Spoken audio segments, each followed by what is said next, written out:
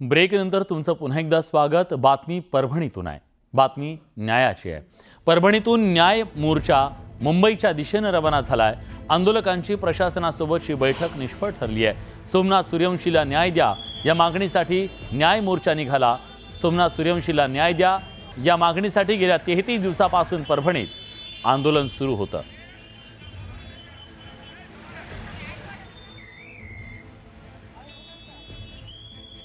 विशाल माने आपले प्रतिनिधी आता आपल्या सोबत आहेत। विशाल, या न्याय मोर्चाचं आयोजन नेमकं कोणी केलंय आणि हे लोक मुंबईला कसे निघालेत?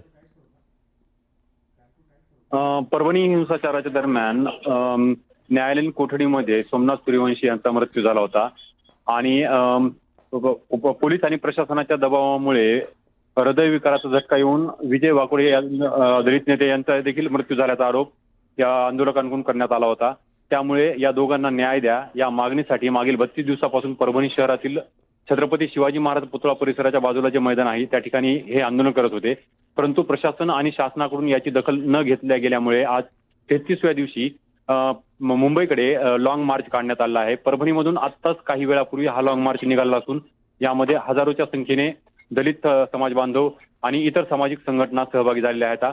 या मोर्चाचं आयोजन करण्यामध्ये अग्रभागी असलेले आशिष वाकोडे हे विजय वाकोडे यांचे चिरंजीव आहेत आणि हा मोर्चा मजल दर मजल करत मुंबईपर्यंत पोहोचणार आहे। त्या ठिकाणी मंत्रालयासमोर आंदोलन करण्यात येणार असल्याचा इशारा आंदोलकांकडून देण्यात आला आहे। हा मार्च परभणीमधून निघण्या अगोदर काही वेळापूर्वी प्रशासनासोबत देखील त्यांची बैठक झाली होती, परंतु बैठक निष्फळ झाल्यानंतर अखेर हा मार्च मुंबईकडे रवाना झालेला आहे। धन्यवाद विशाल, तुम्ही दिलेल्या सगळ्या सविस्तर माहितीबद्दल।